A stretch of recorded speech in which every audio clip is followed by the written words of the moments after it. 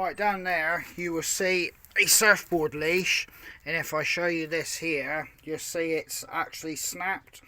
Now, I got a little bit of a story about that. That happened last weekend, so I'll just give you a quick insight into how that actually happened.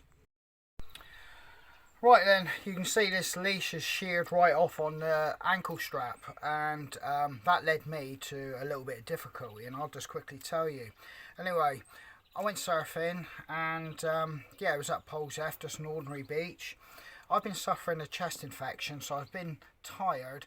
I have been tested for COVID. Indeed, my young lad has been tested. We've still got remnants of those kits that they gave everybody, you know, because of school kids and everything having it and that. So yeah, negative, son's negative. But anyway, I've been feeling pretty under the weather. Not really a lot of energy, a bit lethargic, not sleeping. But I went surfing anyway, and my lungs aren't functioning fully. But I went surfing. After 2 hours, I'd had a good surf by this point. I decided that, you know, it must be time to get in. But I stretched it out another 40 minutes, an hour, shall I say. And that, in that time, I was getting colder. The offshore wind was really pushing offshore. And indeed, the tide was quite a reasonably big tide. It was dragging back. And yeah, with all those factors, me being tired, offshore wind, and basically the tide dragging back, there was a lot of water moving around, and it was substantial surf, not massive but big enough. I got hit by a whitewater one, caught me a little bit off guard, but I just felt a ting as my leash gave way, and it had snapped and my board had rolled into the beach. I spent 25 minutes, 30 minutes swimming against the current and against the actual wind itself, which was pushing offshore. Tried the various methods, going sideways, and that wasn't making any headway. But in the end, I was thinking, Christ, this isn't actually working out. And bear in mind, I've been surfing for 32 years, and I'm pretty competent as a surfer. But that still didn't stop me getting into this slight or situation I was in. But this young girl had taken off on a wave, not made it, rolling around. She popped up just away from me. I waved her over and said, hey, just come over here a minute, like say I could do with a hand, a bit of a breather. So she paddled over, and I put my hands on the nose of her board and took a breather. It took a few minutes. She was obviously a bit concerned because obviously herself, she'd been paddling against the current and everything and the offshore wind, and indeed there were people still out there struggling on their boards to make any headway. So there, me and her are on the inside where these waves are breaking, but yeah, she had a small board. She was only like a little slight little creature, 8.5 stone, 9 stone at the utmost. So her board wasn't the most floaty of devices, and I'm a 14 stone guy, you know. So you can imagine we were trying to figure out how we were going to get in using her board. But while this was happening, a guy was paddling my board out through the breakers, and as he came over to me, he handed me my board and that, and the three of us then made our way into the inside section of the waves and then onto the beach. When I got out, I thanked the young girl profusely for helping me, you know, because I won't lie to you, I was at that point, I was beginning to think, hey, I'm actually getting nowhere swimming here, and I'm getting tired. For the various reasons I've said before, and I'm not feeling 100%, and yeah, so I learned a big lesson there. Thanked everybody, you know, the guy bringing the board out to me, and on top of that, the young girl. Having said that, she was a little bit, I could see, not distraught, a little bit more than concerned, because obviously there was a period she was actually not getting anywhere paddling, and on top of that, she then, you know, was dealing with a guy clinging to her board, you know, and indeed how was she going to get in. But like I said, we got in, and yeah, a little bit of a moment there. Thanked everybody all the way round, and like I said, it showed me at 52, if you're ill, you know, take it seriously. You're not on, you know, you ain't 100% performance wise. And on top of that, those conditions, I should have got out after 2 hours when I was fresh, and if anything had happened, the actual swimming in wouldn't have been such a labour. I stretched out another 40 minutes an hour, being ill, being tired, getting cold. You know, it was a combination of factors that I should have known better. But anyway, this leash here, I've had this for about 15 years. That's another thing. I've been and bought a leash, best part of just under 37.99 quid. Perhaps that's why I haven't bought leashes before now. But yeah, 15-year-old leash taught me a lesson. You shouldn't rely on these as a safety device, but you certainly shouldn't be stretching out equipment that, shall I say, it attaches the board to you for that length of time. Lessons learned, and yeah, if anybody's listening to this, just listen to what I've just said, and perhaps it might just help you out not get into the situation I did. But that being said, I'm going to go and get back on the horse, as the expression says, and I'm going to go for a surf. I'm not 100%. I've still got that chest infection. I've got a new leash. I know I'm going to do an hour and get out while I'm fresh. So I'm going to load up and make my way down the coast. Yeah, there's a bit of wind, but we do actually have surf, so this is going to work out pretty good, I think.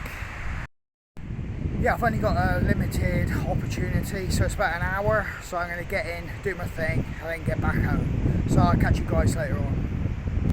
That there is a what was basically a eating restaurant type place. That caught fire last year sometime, and it's pretty much demolished, and I don't see that being open this time. Well, any time this year anyway. It doesn't look like any work has been carried out on it. It's quite sad because it was quite popular in the Bude area, and it had quite a reputation for good food.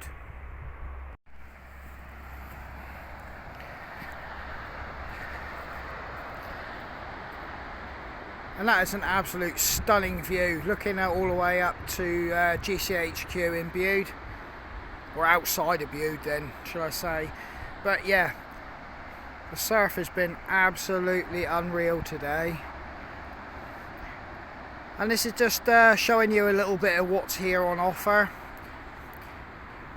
You can see there's a pathway there that you can walk all the way back into Bude, or go behind me all the way into Widmouth itself.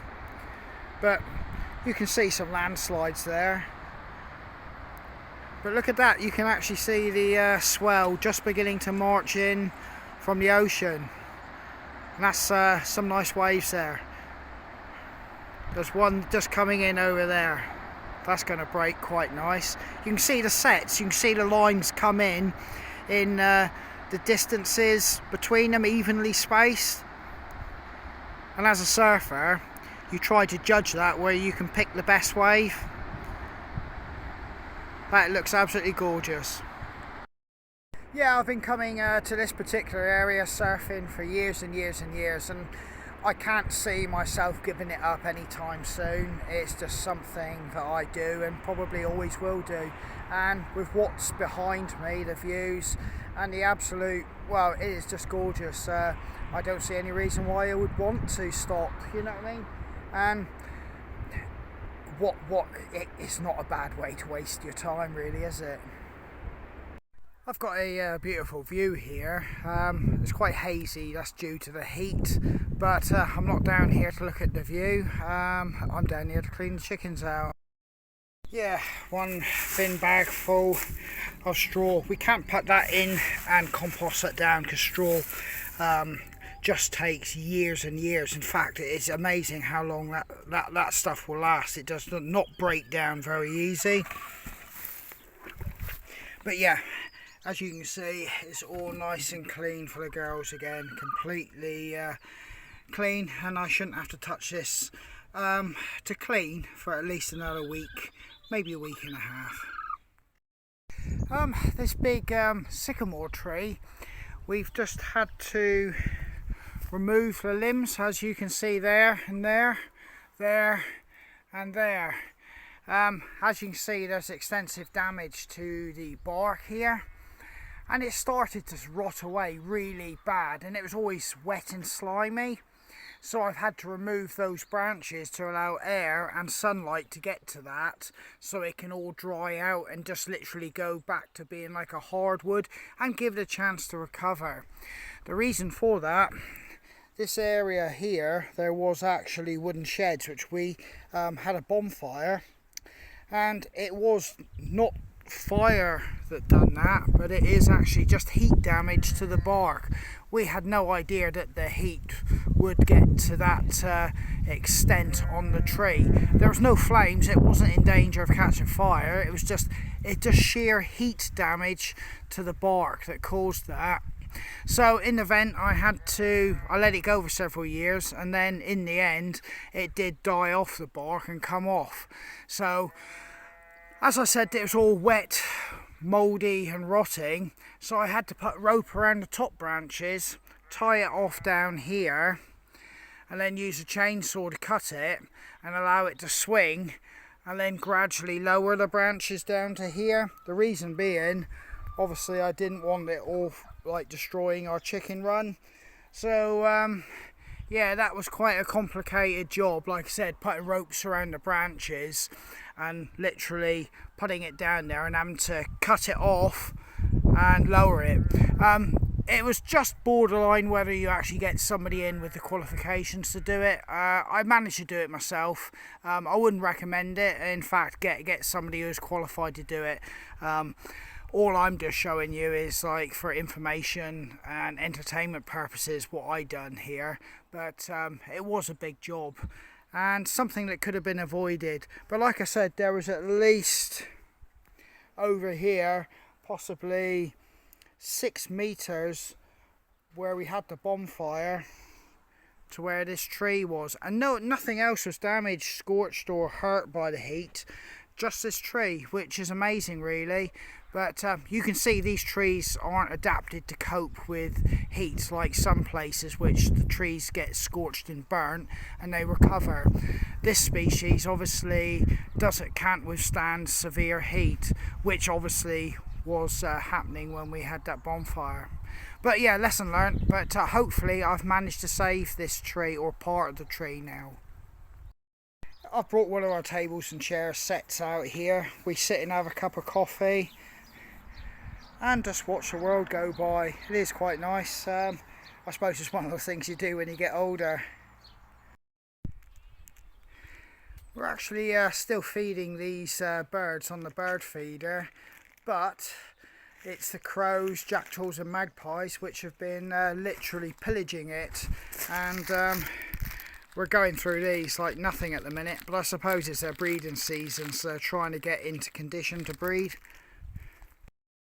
Just starting to get the very first bits of blossom come on this ornamental cherry, and you could be forgiven for thinking it's going to be pink, but it looks like this year it's going to be white, as you can see by this one here, and it looks more white than pink this year.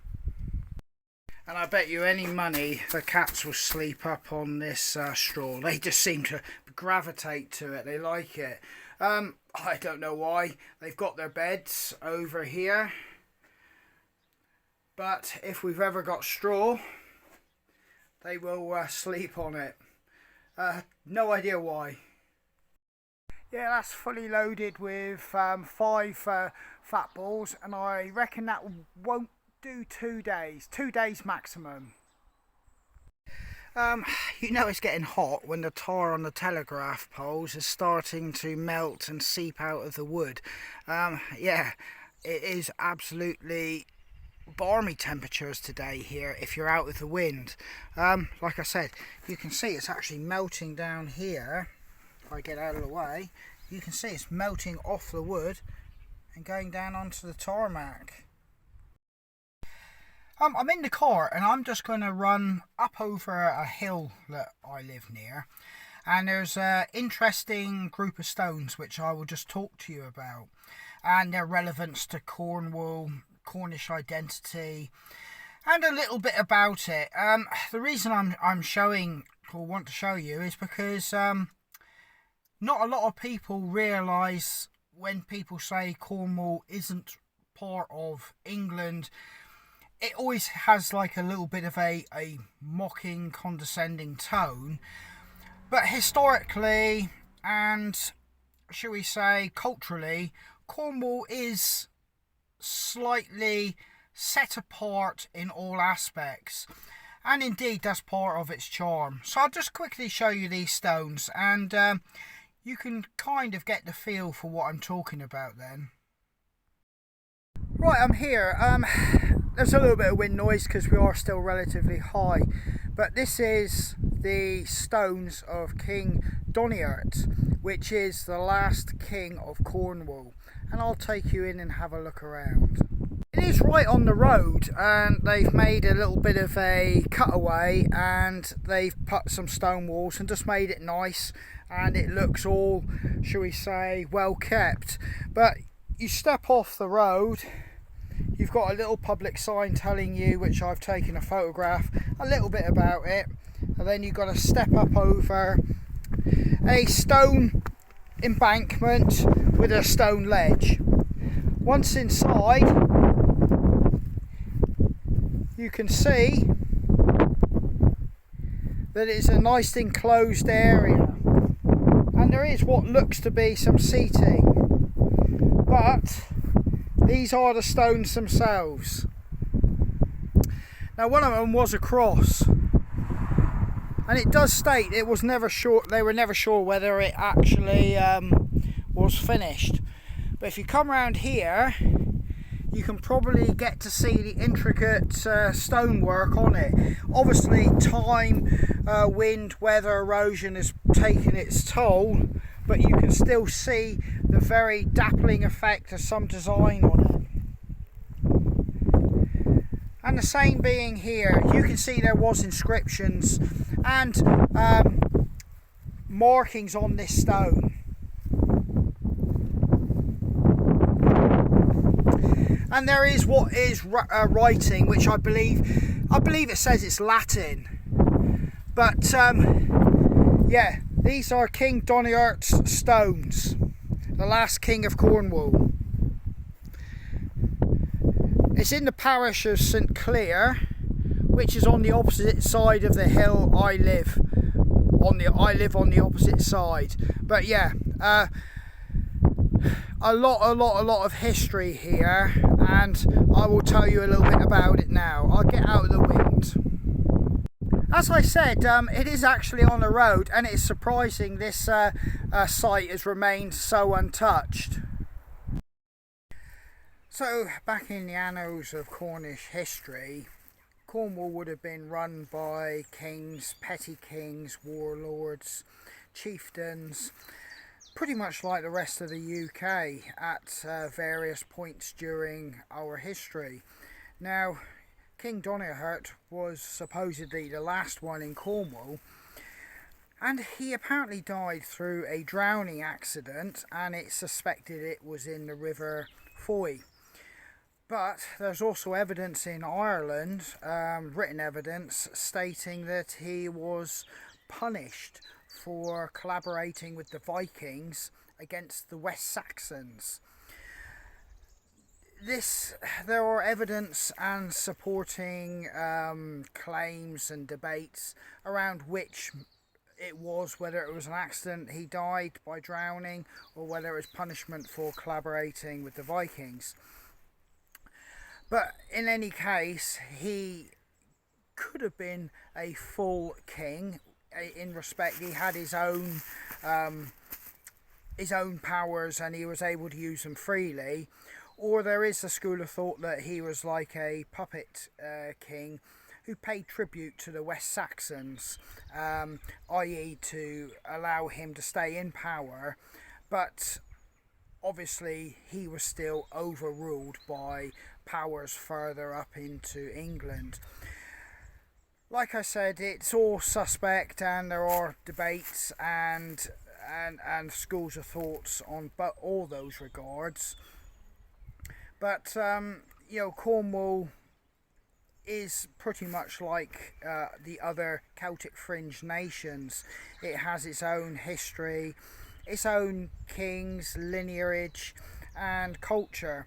and this is just part of it. And yeah, so if you ever do get to come to Cornwall, you will get to feel that sense that there is something different here. Some pretty happy chickens with the warm weather. The two white ones have dug holes and they're sitting in them, rolling around and kicking mud and dirt all over themselves, and the others are actually trying to see if there's any insects they're throwing over them. Yeah, it's quite fascinating, but they're definitely enjoying this warm weather. Both the white ones, look, they've dug big holes there. The other ones are waiting their turn to get in and have a dust bath. It's funny, when they really do kick, they really do scratch at the ground. See him going, throwing it all up over himself. It's quite funny. There, he's just rolling around in it now. I'm in a piece of waste ground, and if you have a look on my channel, I've been making English longbows. I've had quite a few failures, but I've actually got one. But I do need to find some more staves to start seasoning. So next year I can start manufacturing some more for myself. So I'm on the hunt for a few staves. I've shown it 1,000 times and explained that this doesn't hurt a hazel tree, as they've been coppiced for thousands of years. But I've just spotted one which I think I can make a bow, and as you can see, it's looking like I should be able to get something from that. But I can only take it from here instead of the bottom, because I've got some knots in that. So this is clean up to here, so I'm going to take it here. This isn't an ideal site to be doing what I'm doing, because basically it's a piece of overgrown waste ground. It was actually a scrapyard many years ago, but I've got a piece here and I will season it and attempt to make a bow. I learnt a lot last year, and by my failures, or this year shall I say, by my failures, and yeah, I'm determined to actually recreate what I started out for, which is pretty much the best representation I can of an English longbow. So yeah, you can quite happily see today what I'm up to at the moment.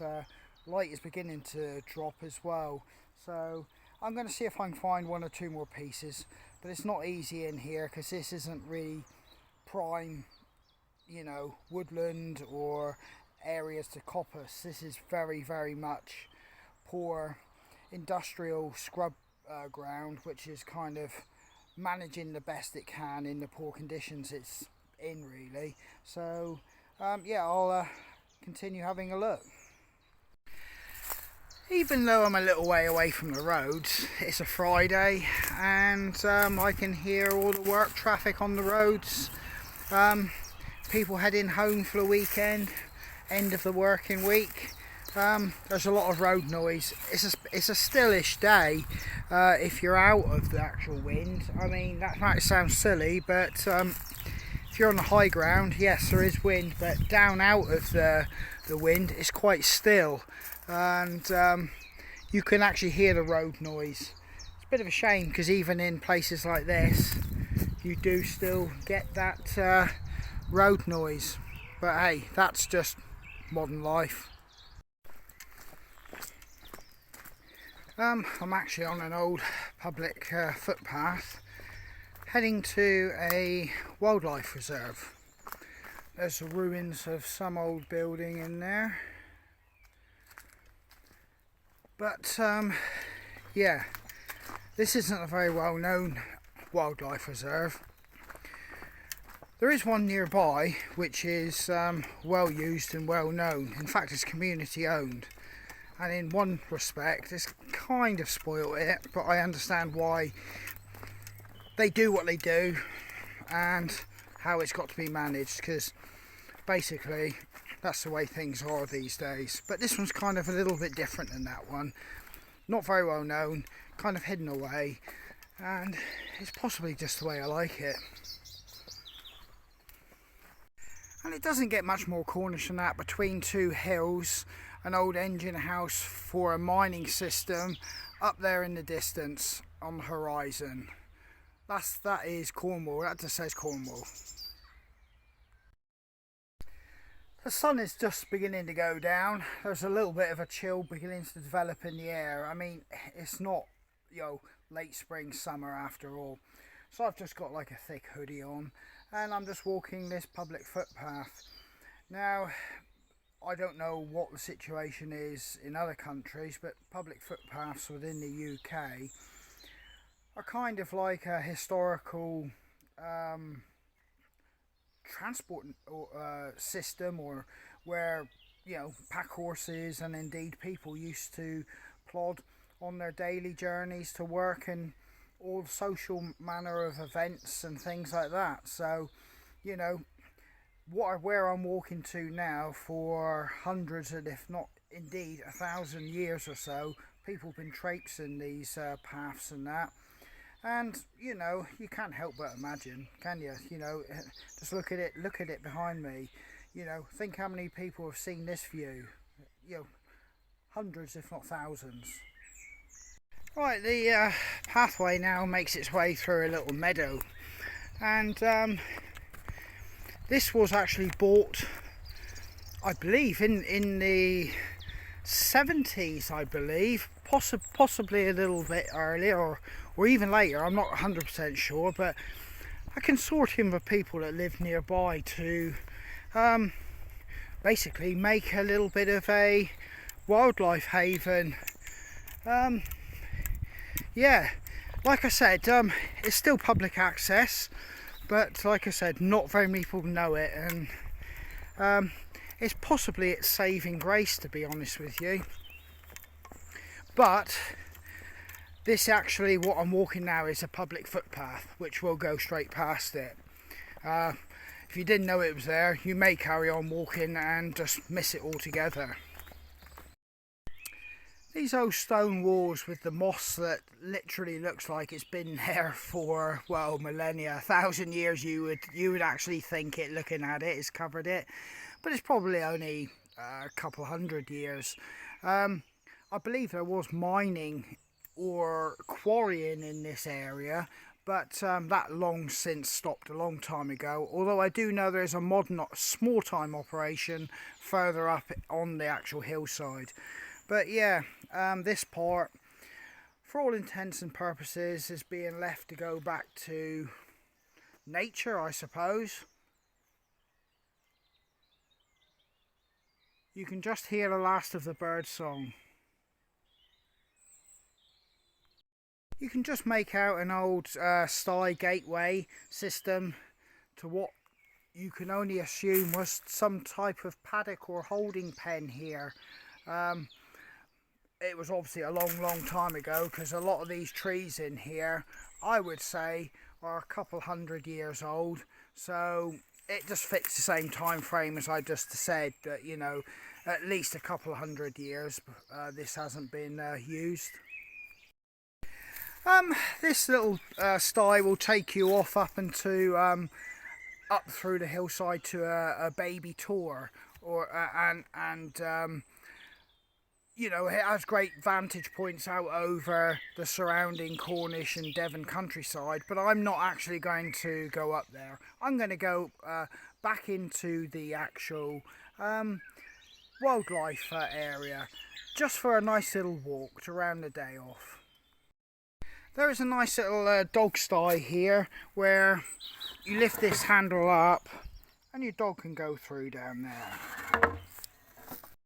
There is a sign I've just passed stating what this wildlife actual, or the name of it, and I've just, how can I put it this way, a little bit of secrecy, just sort of like bypass that, although it's quite easy for yourselves to find it if you really were that determined. But as you can see, it's open access. You can come up in here, and immediately I can see some damage, storm damage from the storms that we've just had go through. And sadly, this old tree seems to have succumbed. and that has taken a right old. Now that tree in this configuration does look pretty mystical, if not supernatural, if I can use those words, but ultimately it's probably not going to survive that. I wouldn't have thought. It may limp on for a few years, but I think it's pretty much done. And this is what this place is about. You'll find bird boxes pretty much every 20 yards, and I think it's just looking to give the birds a bit of a chance to make a comeback. I'm making my way up the track. It's a steady climb. Over to my right hand side there, you can see a lot of boulders, granite boulders and the like. They look like they've been literally spilling down the hillside here, but more than likely they've been worked. But there is a lot of prehistorical and archaeological sites further up to my right on the hill, but I'm not sure if these would be any of them, but indeed, like I say, there's a lot of stones here. Yeah, I'm just looking down here. I just thought I'd wander over to these stones. There is a few caverns going in underneath them. Nothing that you could explore yourself, but I'm sure wildlife uses it or uses it to good effect. There's another box there, bird box, and indeed I think there's one over there, if you can see it through the trees there attached to the far side tree. Yeah, they are everywhere, and yeah, the British native songbirds do need a massive helping hand. As you can see, it's a bit of a slope to slog up, but it's not very far, and you will broach over the top of this little crest of a hill, and I do know it's pretty much all downhill then, so you get the pleasant side of it. And as you can see, the woods are starting to get that kind of like darkness, that lightness coming about it, where it's, you know, if you were out in the open it would be a lot lighter, but the light is just beginning to get muffled by the actual trees themselves. And there you go, looking back down through and where we've just come. To me this looks like firewood, but I do know the reason it's been put here is for insects and small mammals. As you can see, that's twigs that have been put crisscrossed, filled with leaves and things like that, so mammals have got somewhere they can go in under it. And indeed these logs here, you can quite easily see they've been bored into, so that's for insects. Again, if you look into that log there, you can see all the bore holes of insects that have gone into it. Now that would be a right feast for a woodpecker. There are a couple pine trees here, and they do kind of look a little bit out of place in amongst most of these like native trees, but when I say native, they're definitely not regional to this part of Cornwall. Or as far as my knowledge goes, it's more this type of stuff that you got down there, like oak, hazel, ash, bit of willow, all that type of stuff. But no, but it does break it up, and they are part of our landscape here now. Moving through. Reason I'm coming over here, I did see a very big stone. Yeah, I just wanted to come over and have a look at this big stone here. It looks like it's been left upright. Not sure what it would have been. It could just be a natural phenomenon, just a soil erosion. Other stones have gone. But this is the boundary to this wildlife area. And out over there is moorland, heading up to the high ground of the Tor. And like I said, I shan't be going there. Light is beginning to go for a start, and I'm only out for a gentle little bimble. That is the iconic sharp Tor there, framed with those branches, and light is just beginning to dwindle away behind it. and we're getting some nice skies, and indeed you can see all the way over, or nearly to Birator. It's obscured by that rise, but that's a fabulous sky. Light is going and you can just see Sharp Tor there, encircled by those branches. That just leaves me really to call this little walk to an end and make my way out of this little bit of forest, or woodland shall I say.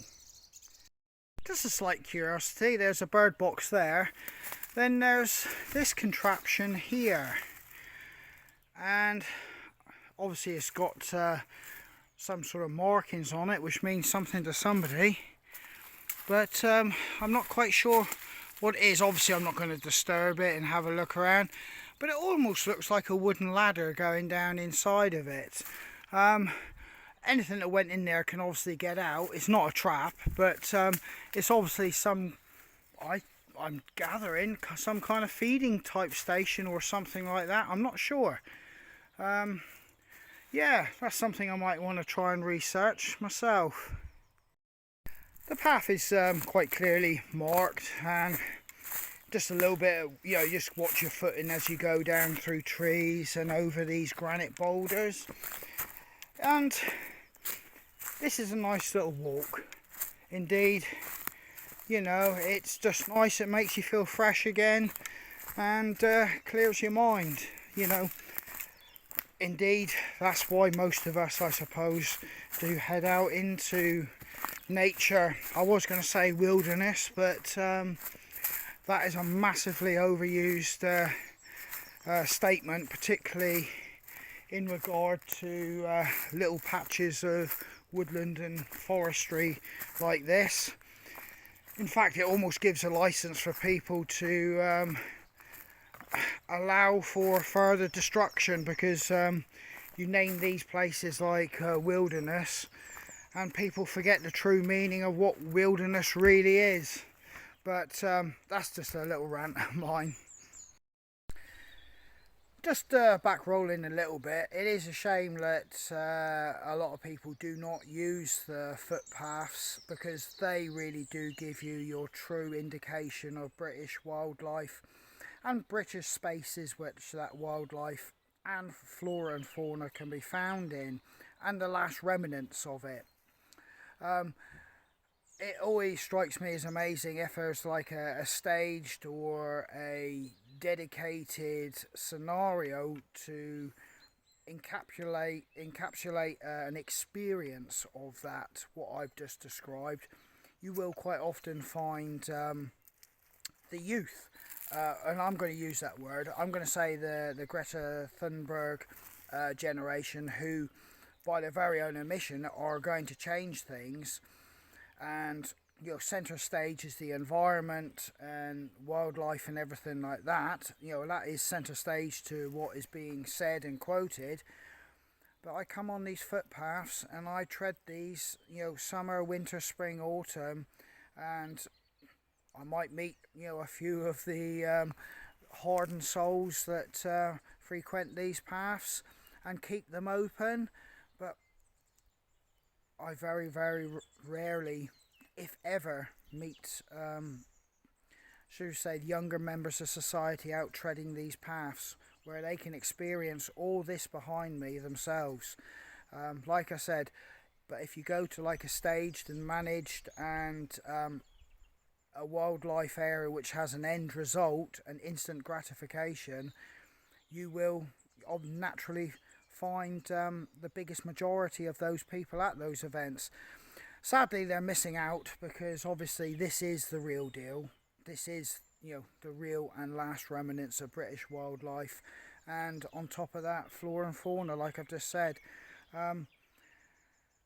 But yeah, I think I shall probably still be traipsing these when I'm a very old man myself, and I will probably still not be seeing those people. But it does make me wonder, like, who's going to be walking these paths, long after I stop. And I hope to educate my young boys to enjoy this. But it does make me think, but that's just me rambling. Well, after that little rambling rant, shall I say, no harm or anything intended, it's just an observation, but I've just come back out into that meadow, and I have unfettered sky above me now, and it's definitely a lot lighter here in this particular meadow. And as I take you around, you can start to see the high ground behind me there, and back into the woodland. The last of the birds are still singing, but it is pretty much gone.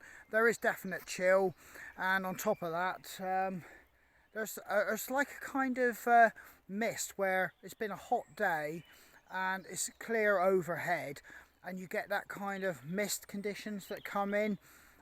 It's probably due to temperature changes, moisture in the atmosphere and things like that. Stuff that I don't really have a full understanding of, but I just know it's all part of it. But you know it's going to be a cold night, it's going to be misty and damp, and there's going to be a lot of dew first thing in the morning. But this has been a pleasant little walk. I hope you enjoyed coming with me seeing that. I'm actually going to sign out here because I'm going to make my way home. I'm probably going to light the fire later on this evening just to keep the chill out of the house, and with that I'm probably going to have a slow gin and just watch those flames. So this is Andy, I'm signing out. It's Folklore Hiking Sticks. Take care and all the best.